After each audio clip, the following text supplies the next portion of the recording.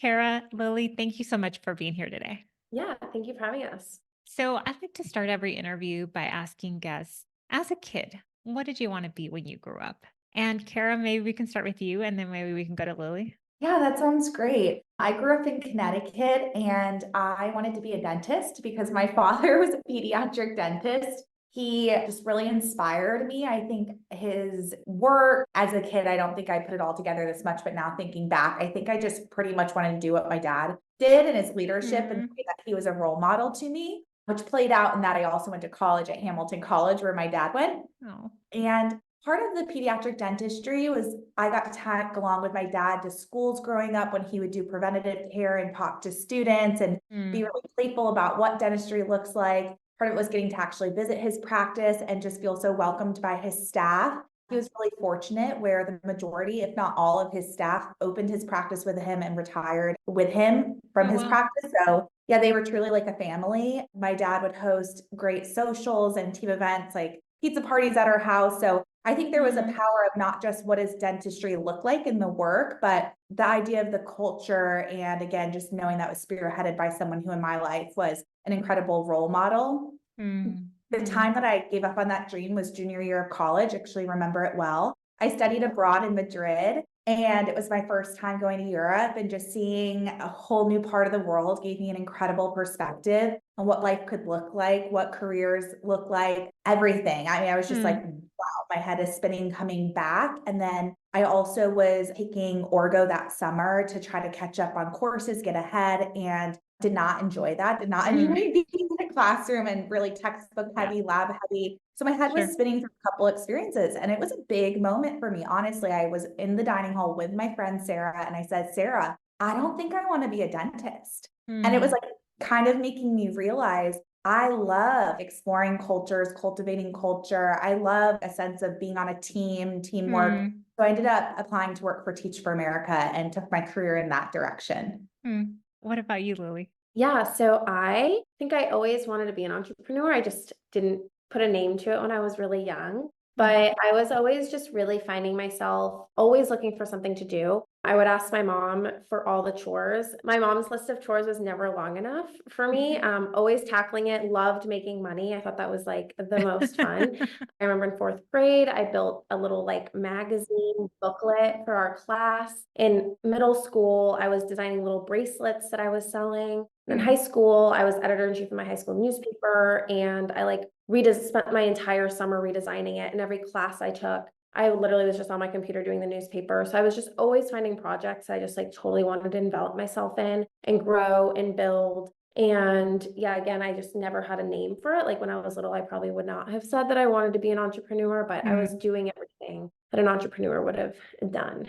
Mm. Yeah, and I think I hear it as you're telling your stories. How do you see how it connects to what you both do today? What are the threads that you see kind of along your life that connect to what you do today? And I know Lily even kind of mentioned that entrepreneur piece. Anything else that comes to mind as y'all think about? Yeah, I think for me, it's like, how does it connect to our specific mission? Like, I think of our mission Mm. as my calling. And when I think about what I valued around and thought dentistry looked like, it was a lot Mm. of that sense of culture and community. And I have always been really drawn to a sense of community. I Mm. was fortunate that at Hamilton had like a very strong group of friends. I felt really proud to be a part of the Hamilton community, called it my family. Join Teach for America, same thing. I mean, what an organization to work at that Sure. just leads from a place of feeling a sense of camaraderie, community, being mission first. And I think the biggest, most powerful way that I ever experienced community was actually through the city of Dallas. And that was really Mm. inspiring, realizing,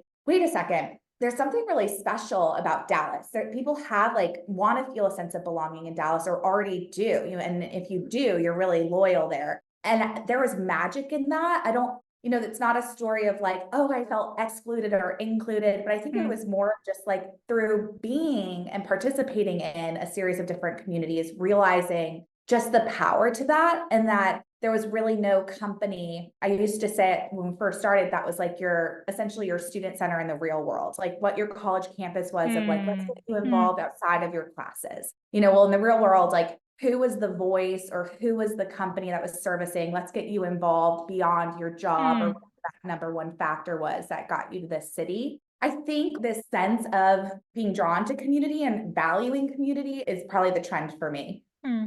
Oh, I love that. I mean, not to be repetitive, but just kind of reiterating growing up. I think the experience that I really think back to that's like the most aligned with what I'm doing now is being editor in chief of my high school newspaper. I like Hmm. really just dove so head first into that. It really reminds me of when we first started Dallas Sites. Like I was obsessed. I was like dove so head in, building a website, building a newsletter, getting our Instagram off the ground. Like I just love to be so deep in projects that and it's like so rewarding to come out on the other side and see like what's been created and what's been built. And I'm always just seeking that next big project. So that's something that I've always been really passionate about. And then also planning. I think that has played a huge part in myself finding my way to what I'm doing now. I've always kind of been the social leader in my friend group. And when I was abroad, I was Hmm. planning our trips, I was putting together all of our like the restaurants we were going to, the activities we were doing. In college, I was our social chair, I was planning our events. So I think that, and I still do that now for my friend group too. So I think that's really played out and just I love to help people find really amazing things to do, have really amazing experiences. Hmm. And showcase businesses that are just so cool that people haven't heard of, people don't know about that could really change their lives in a micro way. Hmm. Love that. I'm curious, how did you two meet and decide to launch Dallas Sites? So you're not originally from Dallas, is that Yeah, correct? that's Yeah. right. As Kara mentioned, she's from Connecticut and I'm from California. Yeah.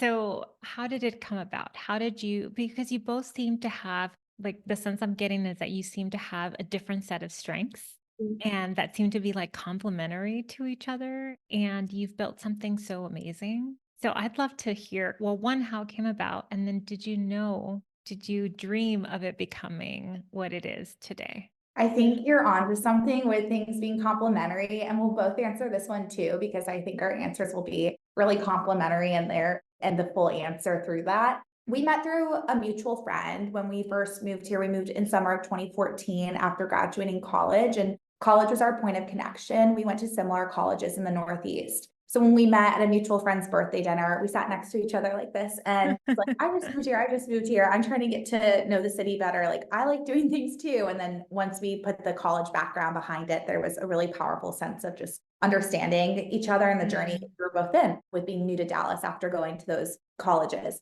that probably no one's heard of. Like if I said Hamilton here, most people think the musical, but Lily's like, oh yeah, I'm from Hamilton. I know people who went to Hamilton. Oh, yeah. Yeah, which just goes back to that sense of feeling like seen, understood, starting to build community. So we were friends first before business partners. And then when the idea came around, it was fast forward to the spring of 2015. So about a year after knowing each other, getting to know the city together, that we realized that couple things. Like one is like, gosh, there's newcomers who maybe aren't getting to know the city as quickly as we are, or even knowing like having the personalities we have to be out there and outgoing and getting to know it and could use some encouragement. But I also think we realized, oh my gosh, like Dallas is booming. Like there was a tangible, palpable energy and momentum to Mm-hmm. newcomers coming to Dallas. Now we look back at that data and that's true. I think in 2015, more people were moving to Dallas than any other city in the US. I think it's around 393 people a day,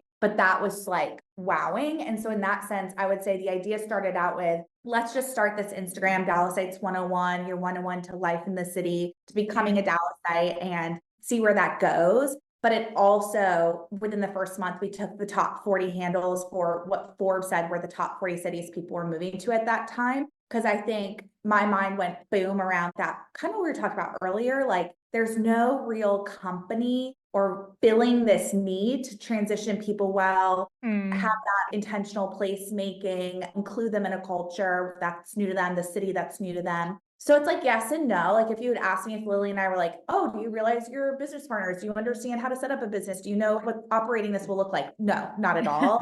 I do think there was this sense of, wow, there's a really great need for this. And the brand, at least a sense of like, why would Dallasites be the name and Dallasites 101 and like, where would we be going with it? Like there was enough understanding of brand that Lily and I were able to like filter what content made sense and things like that. Yeah. What about you, Lily? I feel like Kara said that really well. So, Okay. yeah. Yeah. And I love that you mentioned the energy.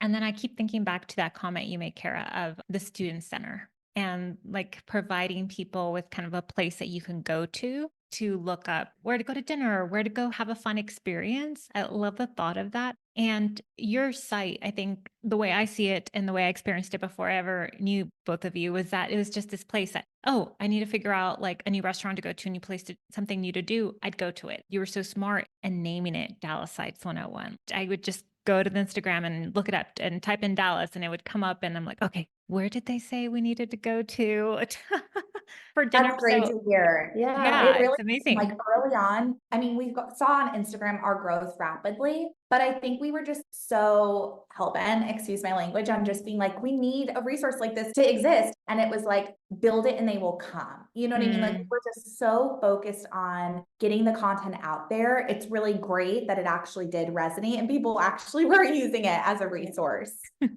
And we did a Well, lot of work to attract people too. We spent like hours a day on Instagram, liking photos, following people. So we did, it wasn't that we just all of a sudden started gaining followers. Like we sure. did do a lot of work behind the scenes too to grow our following. And I think that's how we're complementing our strengths is like Lily's really good at being like, let's be tactical about this too. Let's be really strategic, tactical, and let's operate like it's just today. Let's think about right now, what can we actually do? What tools are in our toolkit to like grow our following, or just focus on this post reaching more people to impact their quality of life. And I think that that is like really helpful because frankly, yeah, I think if we hadn't done any of that, thinking about myself, like it could have almost been bad to get like too ahead of ourselves in the vision or the potential versus actually seeing how it went, just working hard on what was in front of us, providing that balance. And again, like we didn't know, like we're business partners or like, what are your strengths? We got really fortunate that we do complement each other in a lot of great ways. And we do hear that from people often.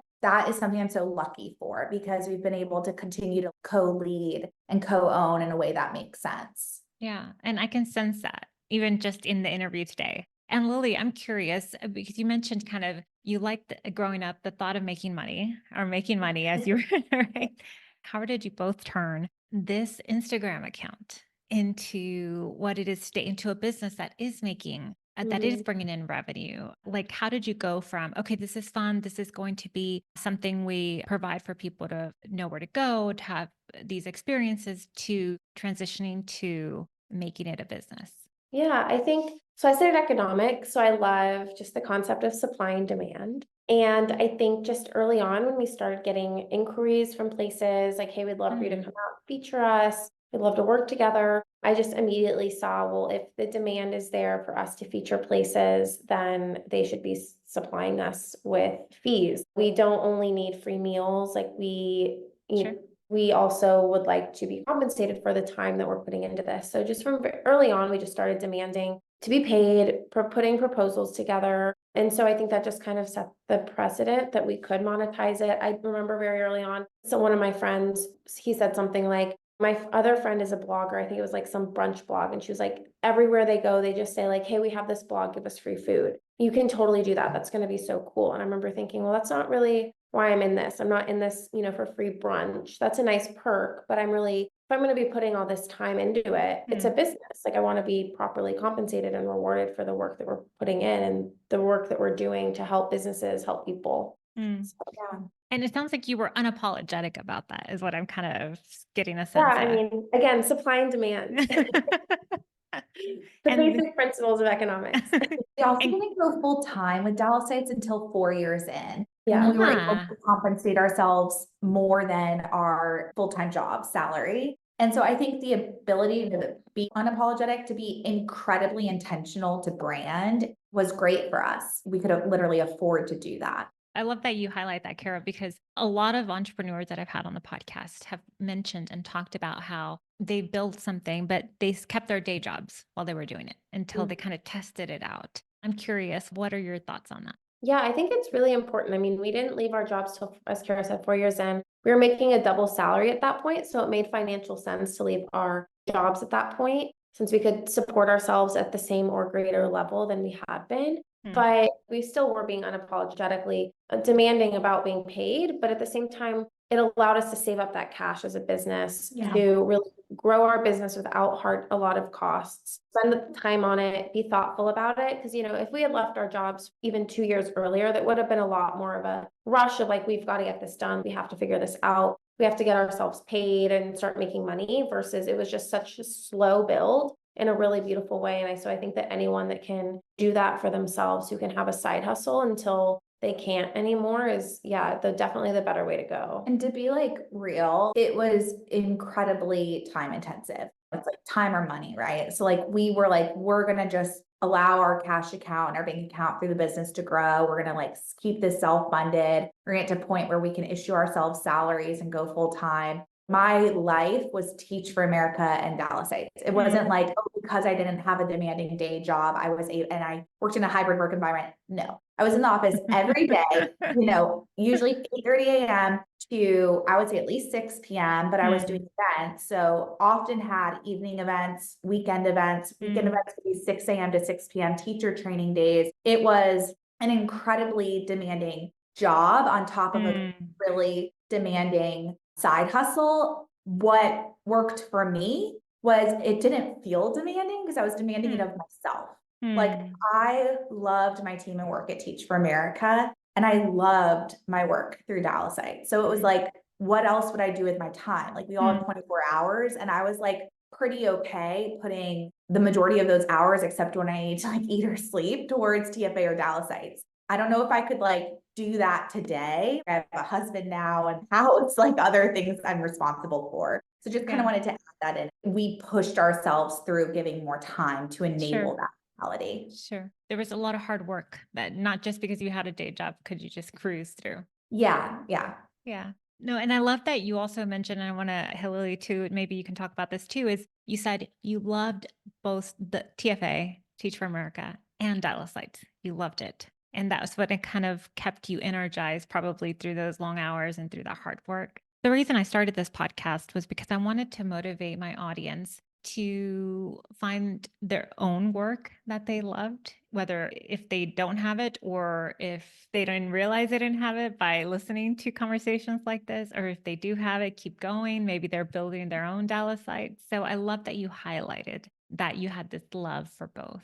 Yeah, I recently read something. I can't remember if it was in a book or a speech that I saw, but someone was talking about how there's a group of janitors that work for some company that are extremely fulfilled. They have, the turnover rate for their company is extremely low, which in the janitorial world is extremely rare. And it's because the janitors, they work for a hospital and they really frame their work as having a purpose, that they like help people. They don't see themselves as like, well, I just come in and clean the toilets. They're cleaning their toilets with the purpose of being able to provide a clean toilet to a person who's in need of a clean toilet. And so not all of us are in positions where maybe we can start a business or do something that we absolutely love and think, when we think of the most passionate thing that we are passionate about, we can do. But we are all fortunate to be able to find meaning and passion in anything we're doing. So I think it's like reframing your mindset too, of even if this work, and I mean, there's things that we do every day that we don't love to do, even though we're passionate about our overall work, but it's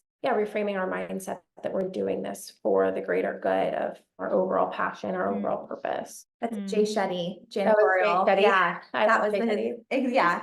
I listen to him every day now. His little daily calm app, 7-minute motivational speech. It's awesome. Yeah, and I think it's mindset. And I think Lily and I very early on, like learned that it's like the power of what you tell yourself, how you think, how you connect the dots. Gosh, writing captions is starting to feel tedious, but what am I talking about? This one caption could influence the way someone spends their time and their money and impact their quality of life.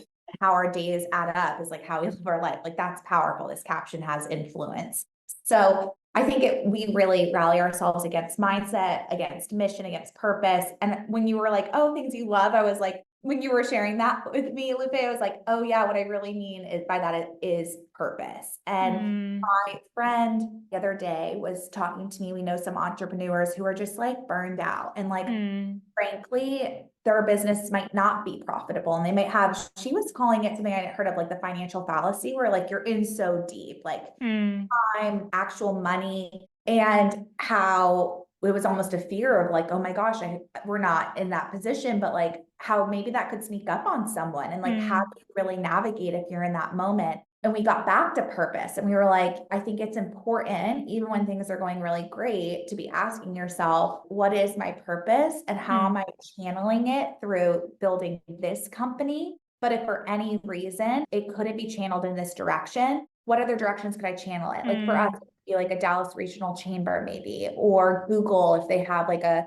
relocation team that is thoughtful around doing that. It's always good to kind of like check yourself. And then frankly, like Lily and I don't want 24/7, and it's not anymore the business. I'm also like, wow, at times I need to like learn other ways to channel this. We're trying to both really get more involved in the community and our leadership, just so that we don't also overwhelm our company as a channel for that passion. There's days where if we came in with new ideas and new things to level up every day, it's overwhelming. And so getting to add that value to our company at a pace that also enables its growth and doesn't risk it, and think about what other ways could we be directing our time and talents and ideas to lean into what our greater purposes are. I love that reframe, that the purpose, that's what you're tied to. And so even if Dallas sites weren't around, you still have this greater purpose that you can channel both your energies into. And you mentioned kind of the podcast, and I get a sense that you both invest in your own development and your own growth, even talking about a mission and talking about a purpose. It seems like it's intentional, like you've had time to reflect, that you've had time to think about kind of this, take a step back and think about the greater thing you're doing here. So I'd love to learn kind of what you do to develop yourselves. I know from following you on Instagram that you're a part of these like leadership programs, but what else do you do to keep you kind of focused and maybe energized? Yeah, I feel like learning and development was really something we started integrating into ourselves in the last like year or 2 years when we finally had time to do so. You know, for a while it was really heads down, working 60, 70, 80 hours a week to build this. But once we could slowly delegate more and more of our responsibilities to others,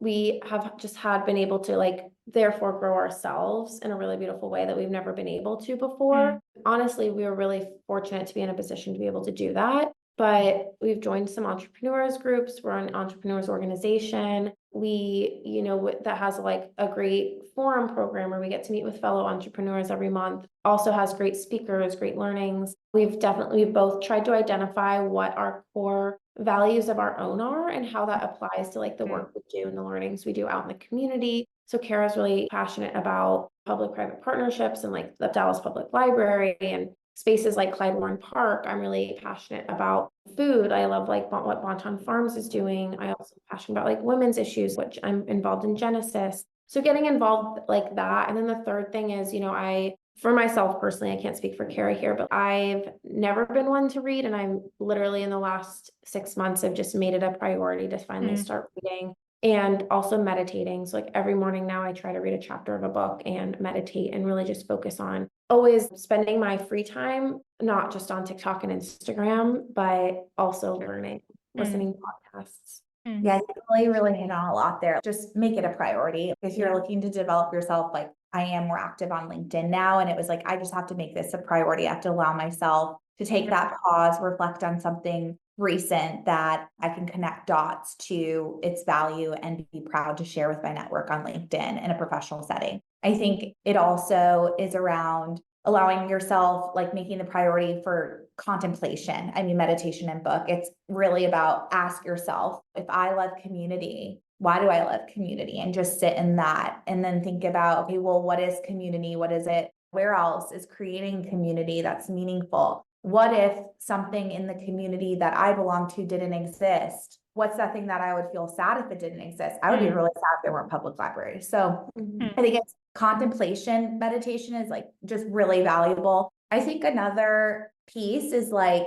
embracing when you really like something. It sounds so simple, but I'm like, how can I say this in a way that like, but it is pretty simple. Just like, don't try so hard. Like, don't overthink it. Don't be like, oh, what's my purpose? But if something is, you're just like, man, I really loved that meal, or I loved that conversation, or I loved hearing about that brand, interested me, and I Googled a couple more articles about it. Take notice of just what authentically excites you. I think there's a lot of talking about podcasts. I just listened to one that was a lot about performance and how incredible athletes are just incredibly high performers. And there's dangers in that too. It's like, you should be also satisfied, not just through your performance. And I was Skinny Confidential, shout out podcast. And I was like, you know, that is so interesting. My husband's the opposite of me. And so he was like, it doesn't matter. What if nobody else was here? Nobody else is thinking about you. Nobody else is seeing you. What are you just going to do? Hmm. And what's innately true, like when nobody knew us in Dallas and we didn't know Dallas, what was innately true was like Lily and I were like, we're going to go get to know this city and create community. And like, this is something that is just in us. So, I mean, lean into those things for yourself as well. And don't think of them as small things, not important things. Capture those things and really Sure. just double down on them. Sure. Yeah. Like if somebody had said your love for getting to know Dallas, that doesn't matter, then you wouldn't have Exactly. created what you did. Mhm. Well, Totally. Yeah. and two, I want to also make sure I highlight in this conversation that you turned this love that might have seemed maybe to some simple, like I want to get to know Dallas, like a simple concept and share that with others into something greater. And so I want to make sure that I highlight because I think a lot of people know your Instagram, at least in the Dallas area. We have listeners from all over, but in the Dallas area, people know your Instagram, people go to it as a resource. But you have an agency, you have a team, you have an office. I want you to talk a little bit and maybe brag a little bit about that because I want people to get to know what's behind the scenes to that Instagram that just looks really put together. And I think a lot of people maybe don't realize all that Yeah. you've built around it. Well, Thanks. thank you. Yeah. So our company as a whole is called 101 Media, and Dallas Heights is now a subset of that. So we have three divisions or communities where Austinites 101 and Dallas Heights 101 live. We also have a few other teams, one that's helping build some channels like our digital channels team, like our website newsletter.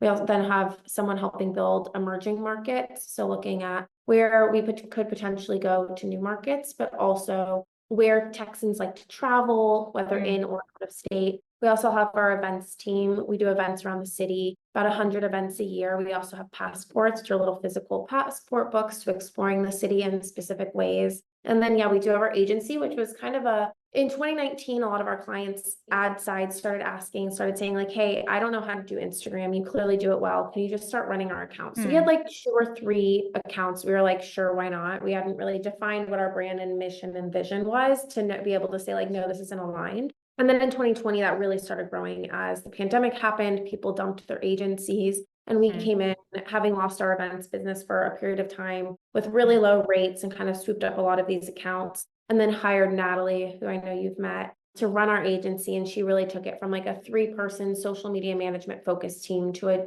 they have now, I think, 12 team members who are doing a wide range of things: influencer marketing, brand management, marketing strategy, creative services. So yeah, that's really our company. And we're sitting here in our headquarters. And if at a point in time, like 5 minutes ago, if you saw my eyes going towards the side, it's because we have a really full team now. We have 30 team members and not a lot of meeting space. And so we mixed up. We unfortunately took one of the conferences away from our events team who was supposed to meet in here right now. So I was like slacking them, apologizing.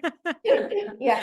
Yeah. And I think something just to add about our HQ is it's a house from 1904 and like it was a house in a neighborhood that I lived in, and walking by it just feels like truly the physical manifestation of our brand. So it's one of those things that when I saw the for sale sign in front of it, I actually didn't think we were looking to buy property at all. And I didn't know that's like yin and yang. I'm like, what does that even look like? And how do you break it down and afford it? And what are the steps? But what I did was I just felt like I saw something so incredibly on brand in us, which is that we're in a neighborhood. We literally feel like your neighbor next door. If you were to drop a pin on the city of Dallas, it would probably hit us on the heads right now. It just feels like a really special place to be at the heartbeat of Dallas in a way that's incredibly approachable and on the street level, which I think is a great reflection of our brand.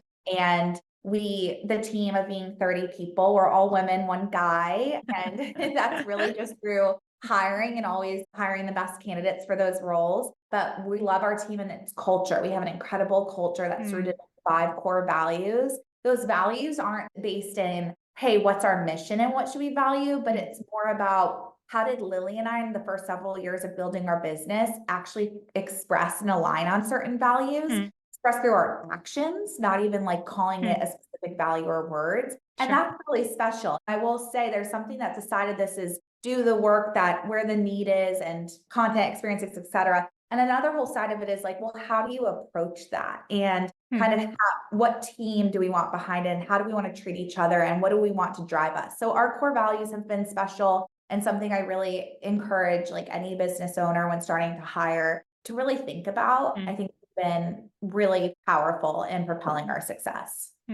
Yes, and I had the opportunity to visit your headquarters last Yeah. year, and it's the most beautiful, charming house. And it's just like you walk up and there's like a little fence that you open the gate to and you walk in and it's beautiful inside, pretty colors, and it's just like it's just warm. And I love that your thought process behind it. And you're right, you could have been in an office building somewhere and the difference of the feeling that would evoke versus where you are now is just totally different. I mean, a few minutes from all of the action. And so I think that's really fun and cool. Any last thoughts as you think about someone listening who's thinking, I'd love to reframe and find meaning in my work or in what I do, or even the purpose piece of it? Like, what would you say to someone listening? Yeah, I feel like something that we've learned in regards to like finding purpose and meaning is to just like, if you aren't sure what even, I think we've seen that with our younger staffers is sometimes it's not something that's taught. There's no class in school where you literally identify your own personal purpose and core values.